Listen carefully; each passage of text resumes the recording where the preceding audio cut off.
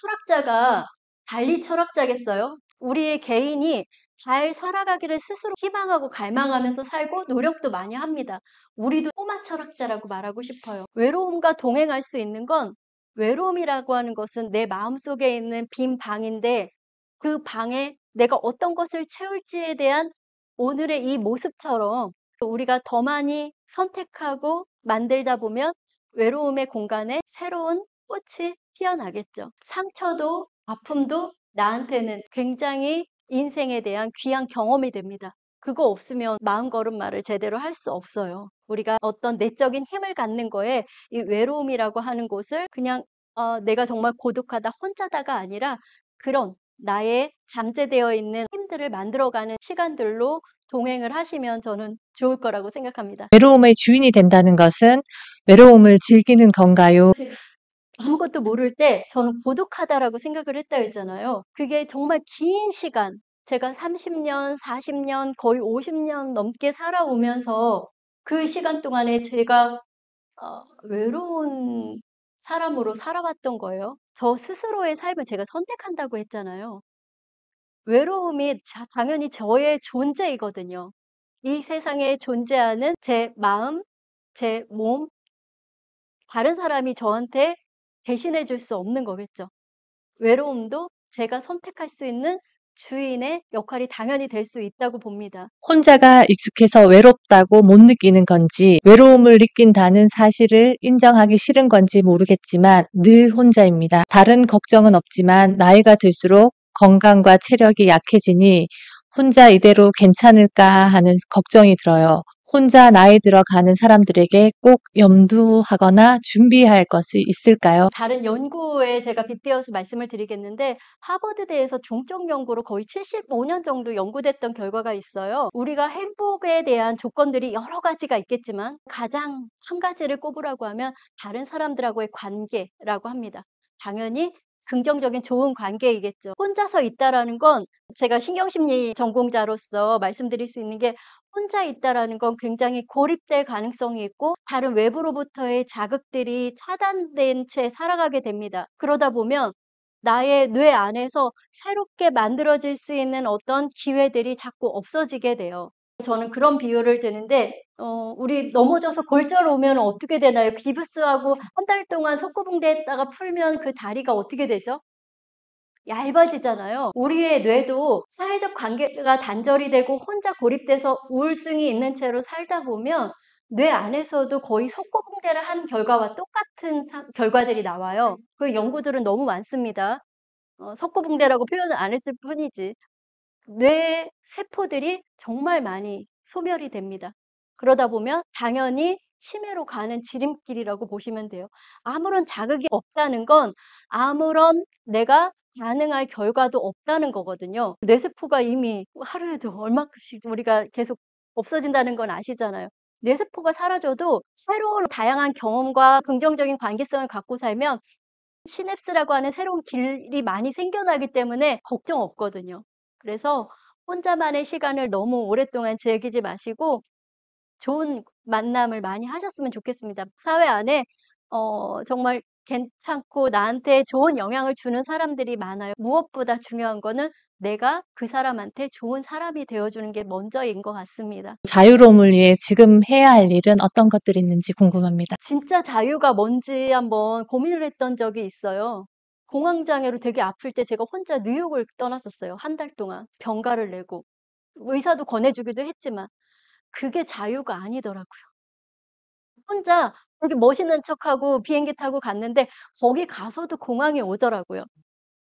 진짜 자유는 제 일상 안에서 지금도 저는 자유롭거든요. 얼마나 감사해요. 이 아름다운 곳에서 제가 이렇게 새로운 만남 안에서 이런 좋은 내용들을 서로 공유할 수 있다는 게 살아 숨쉬는 게 자유 아닌가 싶습니다. 지금 완치는 아니지만 문제는 아니다라고 하셨잖아요. 그래도 일상 속에서 뭐 오늘 이렇게 강의를 잘 하고 가서도 갑자기 마음이 업앤다운이 되게 있을 수 있잖아요.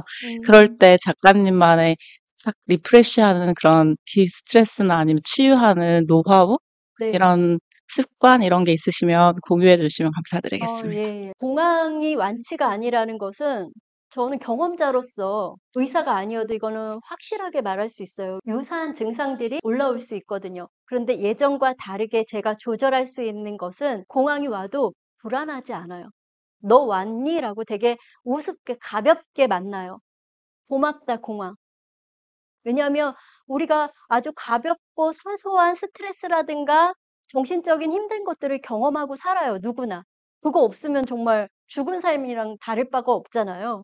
공황이 왔을 때 저는 합니다. 우리가 세상에서 많이 접해야 되는 다양한 감각적인 경험들이 있지만 호흡은 세상에 있는 어떤 쉼을 제가 허락해 주는 건데 의식하지 않고 하는 호흡과 공황이 왔을 때 내뱉고 들이마시고를 하는 호흡은 저한테 공황 증상을 정말 1분도 안 되는 시간 안에 다 사라지게 해요. 저만의 극복 방법이기도 하지만 저한테 상담 오는 분들한테도 알려줍니다. 명상하시는 분들 호흡법 다양하게 소개를 하는데 이제 해부학이나 이런 것들을 공부하고 가르쳤던 사람으로서 내뱉는 호흡을 깊게 내뱉으면 들어오는 호흡은 자동으로 들어오거든요. 그 호흡 몇 번만 하다 보면 그런 증상들이 사라지고요. 외부로부터 오는 스트레스 지금은 너무 많이 잘 관리를 하고 살고 있어요. 왜냐하면 타인 중심으로 살고 있지 않고 제 중심이라는 게 이기적으로 산다는 얘기가 아니에요. 그냥 온전한 저를 바라보면서 살다 보니까 공황에 대한 어떤 빈도도 거의 없어졌고 왔을 때도 고맙다 공황이라고 얘기해 줘요. 왜냐하면 너 힘들어를 알려주는 거거든요. 다독거려주면 금방 사라져요. 공황이 얘기 불안이라는 게 있어서 놓치면 굉장히 극심하게 그 속으로 빨려 들어가서 마비도 오고 기절도 하고 별 증상들이 다 생기거든요. 가볍게 보셔도 됩니다. 지진 나지 않아요. 오늘 경험을 통한 이야기 해주셔서 너무 감사하게 잘 들었고요. 아까 감사일기 쓰셨다고 하셨잖아요. 감사일기를 쓰면서 조금 삶이 풍요로워지긴 했는데 새로운 사람을 만나는 거랑은 조금 또 다를 수 있을 것 같아요. 그러면 감사일기를 써서 조금 풍요로운 마음이 생겼을 때 새로운 사람이 왔을 때 다가가는 방법이나 아니면 그런 사람들이 먼저 다가와 줬을 때 어떤 식으로 이렇게 그걸 받아들여야 되는지 방법이 있으시면 이야기해 주시면 감사하겠습니다. 네. 감사가 아까 제가 잠깐 보여드렸던 것처럼 내용적으로 풍부해졌다고 했잖아요. 예전에는 아팠을 때는 정말 화가 나고 억울하고 분노가 나고 어렸을 때 아픔 상처만을 갖고 살았는데 정말 감사할 게 없었어요. 너무 아플 때는. 어느 날 쉬고 있는 저도 감사하더라고요. 같이 저하고 한 집에서 살아주는 우리 강아지한테도 감사하고요. 제가 성당에 가서 기도하는 것도 감사하고 짤막짤막한 감사가 점차 저한테 풍요로워졌다고 했잖아요. 그게 세상에 많은 사람들을 저한테 허락해 주는 시간들로 채워졌어요. 저는 블로그에다가 감사일기를 썼거든요. 그것은 제가 저에 대해서 그냥 혼자 일기장이 아니라 공개된 일기장을 쓴 거예요. 세상에 대한 제 스스로의 책임감을 가졌던 거예요. 그 안에 사람들에 대해서 허용할 수 있는 제 마음의 문을 좀 더 열어뒀던 거고요. 혼자 쓰게 되면 이것도 갇혀 있는 거가 될 수 있어서 저는 많은 사람들한테 블로그에 글을 써보기를 추천을 드리고 있습니다. 그 안에서 사람들이 와서 제 감사일기를 보고 위로도 해주고요. 공감도 해주고 감동을 받아서 본인도 그렇게 글을 쓰셔서 제 감사일기나 제 책을 읽고 작가가 되신 분도 있으세요. 세상에 마음걸음마를 걷고 세상에 제가 손을 뻗쳐서 다가가는 방법도 있지만 좋은 사람이 될 수 있는 방법들을 하나씩 찾아보시면 그 안에서 더 좋은 사람들이 저한테 많이 다가온다는 거를 경험을 하실 수 있습니다. 전 그렇게 느꼈고요. 나의 뇌를 조각합니다 말씀하셨어요. 전 최근에 느낀 것이 사람들이 다 다양한 관점에서 살아갈 수밖에 없고 외로운 사람이 있으면 또 외롭지 않은 사람이 있을 수밖에 없고 다양한 뇌를 가지고 살아가지 하면서 많은 관점을 이해하게 됐거든요. 그렇다면 뇌를 다시 조각하면 정말로 예를 들면 그 MBTI를 바꿀 만큼 정말 그렇게 조각할 수 있다고 생각했었는데 우리가 행실이나 습관을 바꾼다는 건 굉장히 또 노력이 필요한 부분일 거라고 저는 생각하는데 제가 강연이기 때문에 이 자리에서만 제 뇌를 조각한다라고 말씀드리면 안 되는 거잖아요. 실제로 제가 아까 5가지 저의 다짐을 말씀을 드렸었어요. 100살까지 제가 공부하고 시험 보는 사람으로 살 것이다라고 했고요. 실제로 저는 공부하고 있고 계속 시험도 보고 있습니다. 교육하는 사람으로 100살까지 살아갈 것이라고 했고요. 어린아이하고도 웃으면서 이야기 나눌 수 있도록 100살까지 살아간다고 했고요. 저는 100살까지 다른 사람을 도우면서 살아간다고 했고 저는 100살까지 제 마음과 몸의 주인으로 살아간다고 다짐을 했습니다. 그렇게 살면 저의 뇌가 나이가 들어가더라도 얼마나 건강할 거라는 거를 저는 알고 있거든요. 정말 저의 어떤 생명이라고 하는 건 정할 수는 없겠지만 그런 다짐을 제가 실천하고 살았을 때는 MBTI 바꿀 수 있죠. 당연히 바꿀 수 있습니다.